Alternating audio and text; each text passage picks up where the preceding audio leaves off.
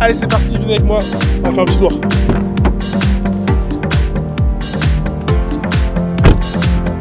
Hey, salut, c'est Xenamix, comment ça va? Bien écoutez, bienvenue dans Full Auto et pour une nouvelle vidéo. Et aujourd'hui, je suis vraiment très content de vous proposer à l'essai cette nouvelle Audi A1. Donc je suis à Poitiers, donc déjà un grand merci à la concession Olympe Automobile Audi de Poitiers. Alors on l'a aujourd'hui en version essence. Ici on a le moteur 4 cylindres 1 litre de 116 chevaux avec une boîte automatique DSG 7, donc plutôt sympa. On la connaît la DSG, enfin je veux dire si tu aimes les boîtes auto, tu sais que c'est une très bonne boîte auto. Voilà, donc là on se retrouve sur une petite départementale, voir un petit peu l'agrément de conduite ou les choses comme ça, voir un petit peu mon ressenti, la position de conduite, le feedback au niveau du train avant, voilà. Allez, on va découvrir tout ça dans quelques mètres. Au niveau de la position de conduite, moi ça y est, j'ai bien trouvé ma place. Au niveau de la visibilité, on va donner un petit point parce qu'effectivement c'est quand même une petite voiture, donc on s'attend à avoir une visibilité très correcte, ce qui est le cas. Voilà, il n'y a pas de montant, il n'y a pas de triangle au niveau de l'avant qui cache, qui met un espèce d'angle mort. Donc là, il n'y a pas de souci là-dessus. Après, niveau caractère moteur, alors le moteur a l'air assez généreux. Il est bien, mais il n'y a rien de trop. Enfin, il est bien si t'es tout seul. Je veux dire, c'est ça. C'est-à-dire que du coup, si tu mets déjà 2-3 personnes, je pense que ça va être compliqué. Alors, je vous rappelle au niveau de la motorisation, c'est une grande première, enfin, en tout cas je pense que c'est une grande première. Il n'y a pas de moteur diesel au programme, en tout cas ça n'a pas été annoncé. Aujourd'hui il y aura 4 niveaux de moteur, donc que les essences, 95, 116, celui qu'on essaie aujourd'hui, 150 qui je pense sera le meilleur compromis, et le 200 si tu te fais plaisir. Voilà.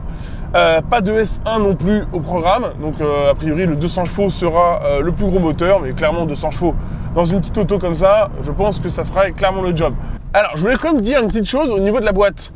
La boîte DSG 7 est une super boîte auto, ça il n'y a pas de problème, je reviens pas là-dessus, on est d'accord.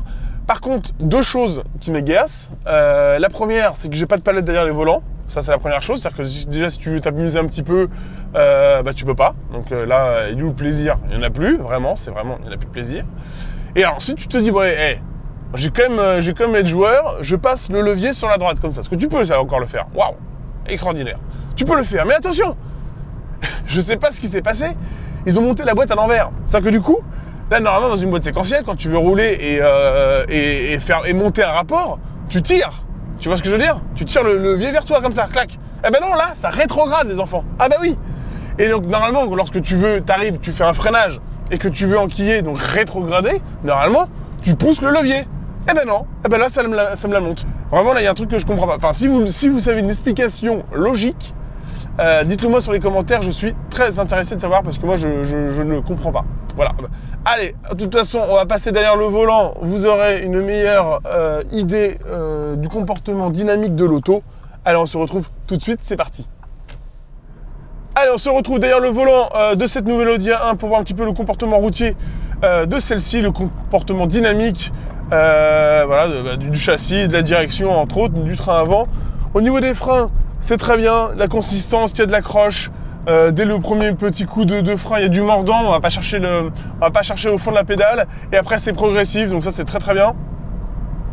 Au niveau de l'amortissement, vraiment, restez sur le mode dynamique, je vous en supplie, parce que vraiment le mode confort, il est vraiment mou, on n'a pas du tout la même auto.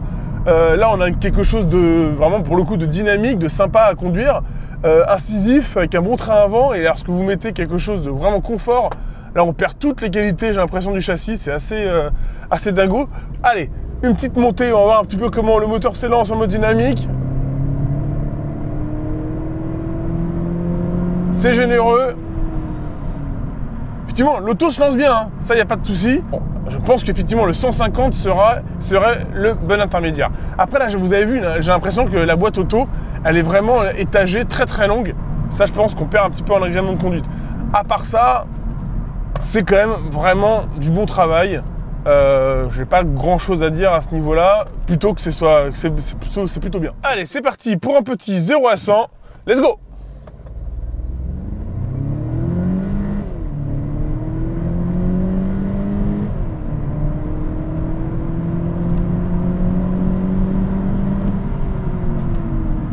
Et voilà. Donc il est annoncé à 9 secondes 5 sur le catalogue. On verra bien ce que ça donne en vidéo.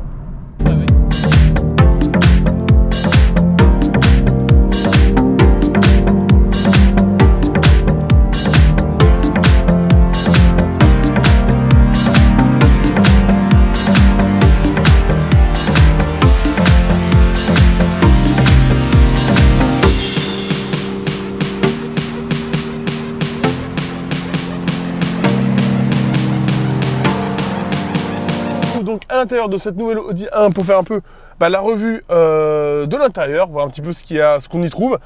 Alors on va commencer par ce que je préfère, le volant. Il est vraiment magnifique, regardez, franchement je le trouve vraiment très beau. Donc là en plus on est sur une finition de l'auto S-Line avec le petit méplat juste ici, le petit badge S qui est plutôt vraiment très très joli.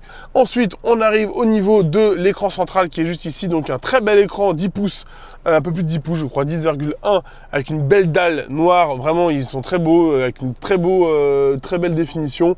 Franchement voilà, j'espère que ça va bien rendre au niveau de la caméra.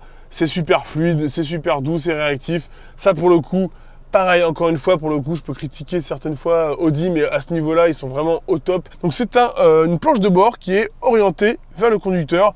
Ça sature un petit peu, c'est pas désagréable, moi j'aime bien. On retrouve ici après donc le Drive Select avec les petites touches piano qu'on retrouve un petit peu partout maintenant, qui est très à la mode mais qui est plutôt sympa. Un beau vide-poche qui est bien profond, et alors donc j'ai bien essayé, hein, là la largeur pour mettre le téléphone juste ici, on peut mettre un iPhone 7 Plus, enfin, en tout cas les Plus rentrent en largeur, il ne sera pas en diagonale, donc ça c'est plutôt intéressant. On retrouve en termes de connectique l'USB et l'USB-C ici.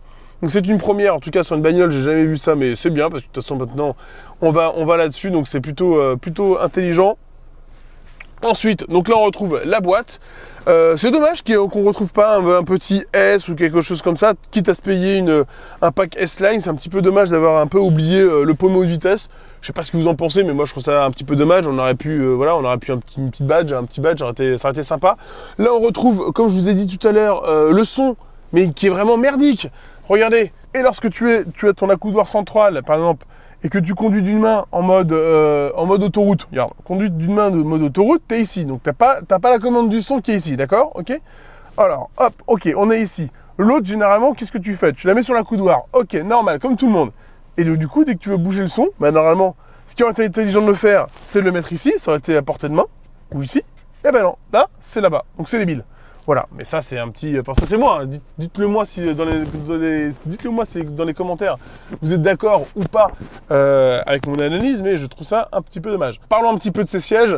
Donc voilà, donc là on est sur une finition semi-cuir et tissu, plutôt sympa, badgé avec le petit S ici.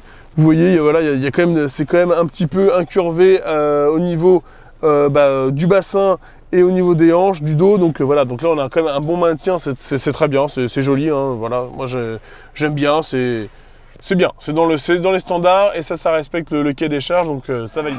Allez, c'est parti, full auto, test du son, d'origine. Boum, ba boum, ma boum, ma boum, ma boum, boum, ma boum, ba boum, ma boum, ma boum, ma boum, ma boum, boum, boum. Bamou, mamou, mamou, mamou, mamou, mamou, mamou, mamou. Allez!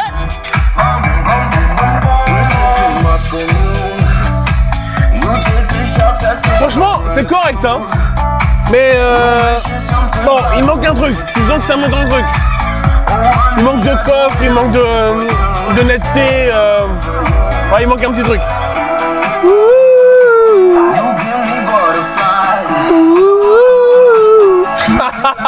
Allez, c'est parti, suivez avec moi, on va se mettre au place arrière. Alors, je n'ai pas changé les réglages entre ma position de conduite et maintenant. Donc, je pense que ça va être très compliqué. Ça va être très compliqué.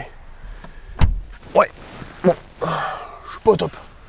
Je vais pas vous mentir. Attendez, hop, un petit peu d'éclairage, je suis pas au top. Bon, après, je vous rappelle, hein, si c'est la première fois que tu regardes une vidéo, je fais 1m97. Donc, effectivement, je suis pas dans le standard de... je suis pas dans le standard, on va dire ça comme ça. Alors, au niveau de la tête, c'est compliqué, tu vois, là, il manque un petit peu, donc je suis pas à l'aise au niveau de la tête. Au niveau des jambes, bon, bah, je crois que je vais pas te faire un schéma, je suis pas au top non plus.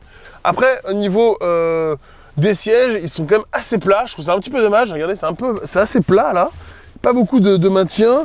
Malheureusement, il n'y a pas d'accordeur central, ça, pour une premium, bah, c'est un petit peu dommage, j'aurais préféré avoir un petit accordeur central, c'est quand même plutôt sympa. Et t'as pas d'USB, quoi. Non, là, franchement, les gars, non. Non, mais là, je comprends pas. Il y a pas de... Tu vois, il y a pas d'USB, là. Là, tu t'attends à avoir 2 prises USB, tu vois. Normal. Mais non, t'as pas d'USB. C'est dommage. Alors, au niveau du coffre, bah, c'est 335 litres. Donc là, il y a un double fond. Ça, c'est pratique. Ça, par contre, j'aime bien l'histoire du double fond. Parce qu'effectivement, vous voyez, hop, ça peut directement s'aligner ici. Et là, après, vous pouvez augmenter ou pas le volume de chargement ou mettre des choses beaucoup plus fragiles en dessous. Donc ça, c'est plutôt pratique. 1 tiers, 2 tiers, ça aussi, ça c'est bien pensé. Donc ça, c'est très... Alors, on se retrouve devant la nouvelle 1 2019 de chez Audi. Alors, encore un grand merci vraiment à Olympe Automobile, Audi Poitiers, de m'avoir effectivement fait confiance pour le prêt de cette nouvelle 1. Vraiment un grand merci à eux. Et ben voilà, bah écoutez, l'essai de la nouvelle Audi A1 touche à sa fin. J'espère que ça vous a plu, j'espère que vous avez pris du plaisir à regarder cet essai. Si c'est ça, n'hésitez pas, un petit pouce bleu, ça fait plaisir, c'est la récompense. Si tu n'es pas déjà abonné à Full Auto, je te pardonne. Mais abonne-toi, tu rejoindras la communauté de plus de 2000 abonnés. Ouh là là, c'est dingo. Et n'hésite pas, hein, si tu as aimé, tu partages, si tu as un petit commentaire ou quoi que ce soit, ça se passe juste ici. Je prendrai le temps de te répondre. Franchement, je réponds à tous les commentaires, donc n'hésite pas. Si j'ai des âneries, si tu veux si j'ai dit des bêtises, tu me rectifies, il n'y a pas de problème. Si vous pouvez m'apporter des compléments d'information, notamment sur la boîte, avec plaisir. En tout cas, voilà, j'espère que ça vous a plu. On se retrouve très bientôt pour un nouvel essai. Allez, ciao, bye!